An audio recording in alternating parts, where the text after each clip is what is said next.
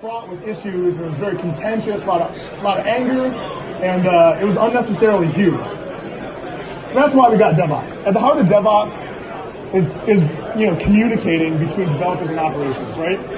They want to work more closely. Because when we work more closely, we can understand what the other people are doing, right?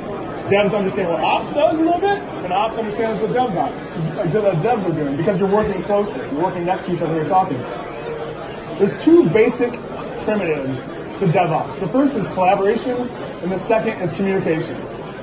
If your company is doing that, those guys that were going, if your company's doing that, at least you're doing. And issues made their way all the way to production because we were moving faster, we didn't have security, and people were able to consume. So you had pre-test, and you had test, you had dev, and you had pre-staging, and you had back in 2002 with a product called BMC Patrol. So I've been doing this a long time. I've been writing security into ops processes since 2002, right? So I've seen a lot of different ways to do it, most of them bad. Out of that 2002 engagement came a huge manual that said, this is how we're going to secure our Unix and Windows systems. We had never done that before at Blue Cross Blue Shield, but I helped write that document. So years later, when DevSecOps became a thing, I was like, well, okay, they've caught up. Right now, this is what I've been doing for a while now. And there you go. So, the cloud has changed everything, right? For the better and for the worse. If DevSecOps is done properly, it looks like this. It's badass. It's awesome.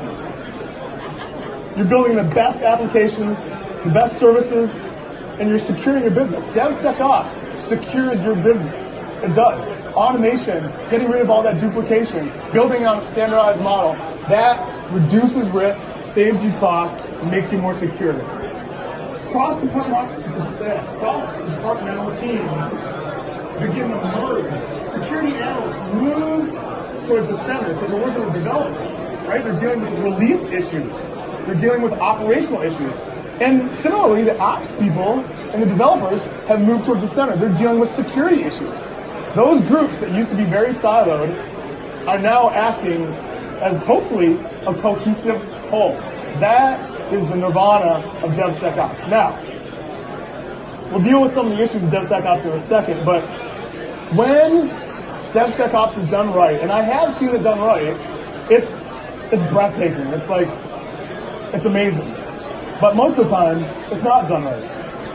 Because people don't know what the hell it is, right?